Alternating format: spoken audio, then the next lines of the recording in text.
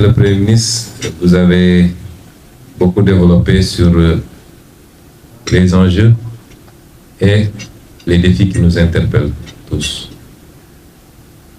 Et puis vous assurer que pour le cas du Sénégal, effectivement, et ça ne date pas de maintenant, la politique va avec cela, c'est toujours des manœuvres pour diviser.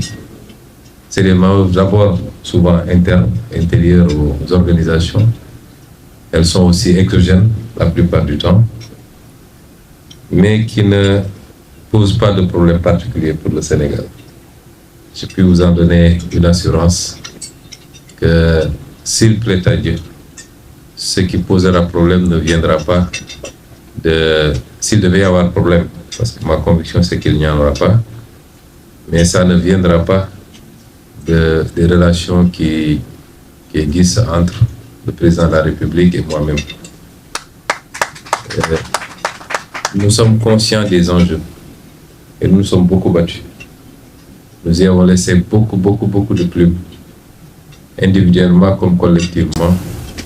Vous l'avez rappelé, des vies humaines ont été perdues, des carrières ont été brisées, des foyers ont volé en éclats. Et chaque jour qui se passe, nous avons cela comme point de fixation que nous devons réussir pour honorer tous ceux-là qui sont battus au nom de la patrie. Vous l'avez rappelé, notre parti, en fait, ne s'appelle même pas Patriote du Sénégal, c'est Patriote africain du Sénégal. Pourquoi? À la création, c'était Patriote du Sénégal. Et il y a 2 ou 3 ans, nous avons modifié pour faire Patriote africain du Sénégal. Et notre souhait, c'était qu'il puisse germer un peu partout en Afrique des partis patriotiques. Parti patriotique du Mali, Parti patriotique africain du Mali, Parti patriotique africain de la Côte d'Ivoire, ainsi de suite. Ce qui existait dans le temps d'ailleurs, avec d'autres formes de partis, les PAI, ainsi de suite, RDA, RDS, etc. Et c'est pour mettre l'accent sur une préoccupation fondamentale chez nous, le panafricanisme. C'est extrêmement important. Le patriotisme étant le soubassement, vous l'avez dit, nous ne croyons pas tellement à toutes ces doctrines politiques importées où on nous parle de gauche, de droite, de socialisme, libéralisme, communisme. Je crois que vous avez été plus ou moins de gauche. Nous pensons qu'il faut réfléchir sur une idéologie africaine qui correspond à nos réalités. C'est pourquoi il y a quelques années, nous avions lancé d'ailleurs à Niamey ce qu'on a appelé l'international progressiste africain, avec quelques partis. Il y en avait un du Mali d'ailleurs, mais ça n'a pas prospéré malheureusement. Mais tout ceci pour dire notre attachement à cet objectif de réaliser d'abord des cadres qui réunissent les Africains, mais de réfléchir par nous et pour nous exclusivement. Après, les gens peuvent nous cataloguer. Certains disent que nous sommes de gauche. Je leur dis c'est M. Prudhomme qui faisait de la prose sans le savoir. Certains disent que nous sommes de droite. Les Occidentaux aiment bien dire que nous sommes des panafricains de gauche. Comme eux, ils aiment cataloguer et créer des concepts. Mais nous sommes des pragmatiques. Toute idée bonne pour le peuple sénégalais est à prendre, qu'elle soit de gauche, de droite, du centre, démocrate, chrétien, islamiste ou je ne sais quoi encore. Ce qui nous intéressait à la fin de la journée, est-ce que ça a été bon pour le peuple sénégalais? Et c'est ça notre véritable idéologie. Monsieur le Premier ministre, j'ai beaucoup parlé de patriotisme, qui n'est pas nationalisme. Et pour moi, le patriotisme doit forcément être africain, puisque nos destins sont liés. Il se trouve que, par le fait de l'histoire que nous avons subie, et c'est pourquoi cette année nous avons décidé de célébrer pour la première fois et de faire une très grande célébration de l'événement de Thiaroye 44, qui a vu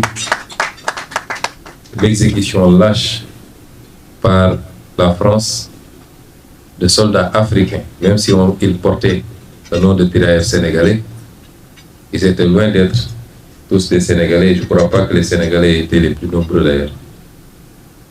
Ce devoir mémoriel qui nous incombe à tous de pouvoir expliquer à nos enfants ce qui s'est passé dans nos relations avec le reste du monde, aussi loin qu'on puisse remonter. Et c'est pourquoi nous insistons. Ce n'est pas patriotisme, ce n'est pas nationalisme. Nous ne sommes pas trop attachés aux nations telles qu'elles ont été redécoupées. Vous allez de part et d'autre des frontières, les gens ne connaissent pas les nations que nous revendiquons. Ils vaquent tranquillement à leurs occupations parce que les mêmes familles sont de part et d'autre de la frontière dans les villages et que seul le tracé de la frontière a séparé en deux. Et c'est pourquoi l'aspect mémoriel est extrêmement important pour nous. En réfléchissant, moi j'essaie de remonter le plus loin possible. Vous allez voir le jeune chinois, le petit chinois de 8 ans, qui vous dit que la Chine doit recoloniser, redominer le monde, parce que la Chine était premier lorsque l'Occident était encore en train de se chauffer au bois. Lorsque il faisait la muraille de Chine ou la route de la soie, les autres étaient dans l'obscurité. Et cette histoire est ancrée en chaque Chinois depuis sa petite enfance. Vous allez voir le Turc, il vous renvoie à l'Empire ottoman. Vous allez voir l'Iranien, il vous renvoie à la Perse, ainsi de suite. Mais nous avons ce problème, nous, au-delà de l'époque médiévale, où on peut appeler l'Empire du Mali, du Ghana, du Songhai, à faire le lien au-delà de cette étape-là, pour aller jusqu'à l'Égypte antique, avec les travaux de beaucoup de scientifiques, parmi lesquels le professeur Cheikh Anta Diop, qui a démontré que cette Égypte-là était nègre et que les Blancs ne sont venus que bien après, les Arabes du moins, avec l'islam.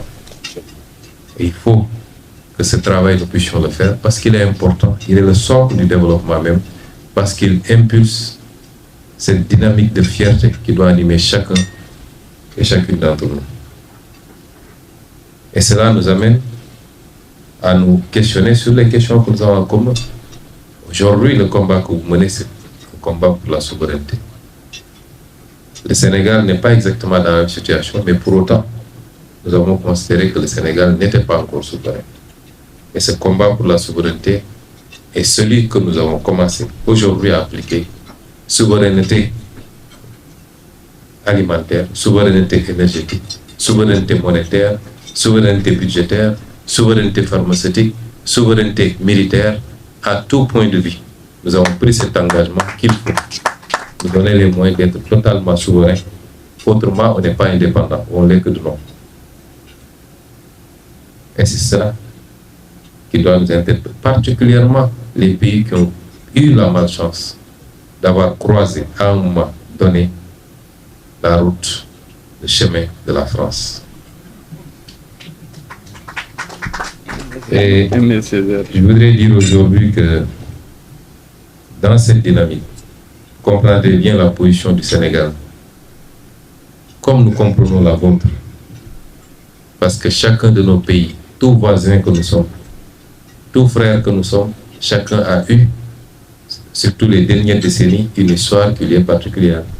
Et l'histoire du Mali n'est pas forcément celle du Sénégal, même si le Sénégal a eu à vivre les velléités de partition depuis les années 80 jusqu'à maintenant, même si c'est maintenant dormant, nous l'avons vécu de manière très douloureuse. C'est pourquoi nous pouvons comprendre et nous respectons que le Mali, le Niger, le Burkina puissent prendre des décisions par rapport à cette histoire qu'ils ont vécue, qu'ils vivent encore, qui est douloureuse du moins, qui a été créée de toutes pièces par ceux qui, depuis longtemps, n'ont jamais voulu du progrès de l'Afrique. Et c'est pourquoi, Monsieur le Premier ministre, souvent je dis, je peux comprendre ces situations, mais posons-nous toujours cette question extrêmement importante. À qui profite cette situation? et à qui elle profiterait si elle s'aggravait. À tout le monde, sauf à nous, Africains, de quelque bord que nous situons. Et c'est ça qui justifie la position du Sénégal. De dire, nous n'étions pas là quand beaucoup de choses se passaient. Nous n'étions pas au pouvoir, mais nous avons condamné. Dans nos discours, dans nos meetings, dans nos écrits, nous avons condamné beaucoup de choses qui ont été faites, non pas par la CEDEAO des peuples, mais par certains dirigeants de la CEDEAO. Et nous continuons à le condamner, avec toute la fermeté qui s'y est. Nous considérons qu'il y a eu des fautes qui ont été commises et qui ne sont que la continuation d'un ensemble de fautes commises dans le passé, parce que justement cet outil que nous avons en commun ne s'est jamais remis en cause, a été beaucoup plus l'outil de quelques chefs d'État préoccupés par des considérations souvent personnelles, amicales, syndicales même, comme disent certains, que par ce qui devait être la vocation de l'outil, avec des réflexions profondes, structurées. Et ces fautes ont été commises. Et nous ont valu la situation que nous vivons. Mais la position du Sénégal, c'est de dire, autant nous condamnons cette démarche, autant nous n'accepterons jamais, maintenant qu'on est au pouvoir, que des décisions de ce genre puissent porter notre sceau. Autant nous avons pensé qu'il fallait se donner encore des chances de sauver ce qui était sauvable. Parce que dans chacune des décisions que nous prenons, il y a des conséquences comment on appelle ça, qui s'enchaînent et qui peuvent ne pas apparaître tout de suite dans notre globalité, au niveau économique, au niveau financier, au niveau, etc., etc. Et nous devons considérer nous. Et c'est ça notre conception du panafricanisme. On a vu des gens nous critiquer, oui, ils ont trahi, etc. Qu'est-ce qu'on aurait trahi? Absolument rien. Nous sommes conformes à nos écrits, à nos prises de position, que, en tant que parti africain, nous devons tout faire pour garder le bloc et l'élargir même si possible. Ce n'est pas un crime de dire, je veux, malgré tous les problèmes qu'on a en famille, je ne veux pas que la famille éclate en mille morceaux. Et c'est ça, c'est une démarche panafricaine. Ça ne nous empêche pas de dire la vérité à chaque fois qu'il le faudra, et d'apprécier par rapport à ce qui va suivre après, et de pouvoir sereinement, librement, prendre les décisions par rapport à tous les aspects que nous aurons réussi à réunir, à regrouper pour une analyse objective. Mais en attendant, en tout cas ce que je demanderai, nous avons tous la responsabilité aussi d'éviter que des situations politiques, institutionnelles, qui ne trouvent leur source que quand un groupe d'hommes, fût-il des chefs d'État, sur les centaines de millions de citoyens de la sous-région, ce n'est pas les citoyens qui ont ces problèmes, ce n'est pas les peuples qui ont ces problèmes, que des situations dont les seuls responsables, fût-il le président de la République, c'est une poignée de présidents, et parmi lesquels on peut soustraire encore une petite poignée, que ces situations-là ne puissent dégénérer et provoquer la haine entre les peuples. Nous avons tous la responsabilité, dans la conduite de nos décisions, de parler à nos peuples et particulièrement à nos jeunesses. Parce que ce que je vois de temps en temps dans les échanges, même sur les réseaux sociaux, c'est pas ça l'Afrique de l'Ouest. Les insultes, les injures de tel peuple contre tel autre peuple, etc. Vous savez, tout a une fin.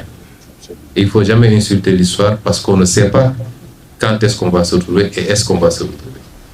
Donc nous avons cette obligation. Si les pays de l'AES décident de quitter, ils ont plein droit de le faire parce que c'est des pays souverains. Les accords de la CEDEAO ne lie pas les gens de manière inaliénable. Donc, s'ils décident de le faire, c'est leur vrai droit. Et nous, le Sénégal, nous disons, quel que soit le choix opéré par le Mali, ça n'aura aucun impact sur nos relations bilatérales qui transcendent la CEDEAO. Ça, c'est une certitude. Mais faisons tout ça dans le respect de considérations qui ne sont pas politiques.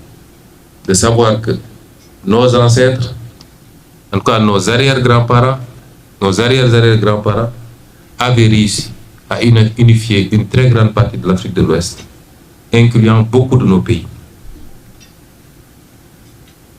Ils avaient réussi à le faire et ça avait marché très fort. Et c'est le moment où l'Afrique avait produit de grands empires. Et ça a créé des liens forts entre ces peuples-là. Ces liens-là transcendent les considérations politiques qui sont en cours actuellement. Donc, nous devons tous parler à nos concitoyens, particulièrement à notre jeunesse, les raisonner.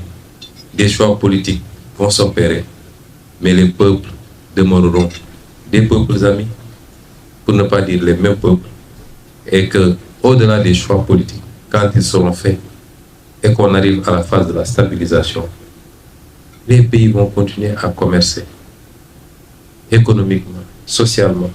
Il n'y a pas quasiment presque de famille malienne qui n'est d'attache au Sénégal et vice-versa. Ça, ce n'est pas les décisions politiques qui vont changer ça. Personne ne pourra interdire au peuple des deux côtés de se fréquenter, de vivre ensemble, de continuer à faire les choses ensemble. Et c'est extrêmement important à mon avis. Nous ferons ce que nous avons à faire de notre côté, mais chaque leader doit faire ce travail-là pour que ça ne se transforme pas en animosité qui risque d'être difficile après à rattraper entre nos différents peuples. Voilà ce que je voudrais dire pour conclure, me féliciter encore de cette rencontre, de cette escale qui nous a permis de partager ces moments forts, remercier son Excellence le Président Goïta pour son accueil, mais également ses mots sages, et vous dire, en ce qui me concerne moi, même si le Mali mettait, je crois, dans certains pays, on met des, comment on appelle ça, les boucliers de missiles là pour que les gens n'interviennent pas.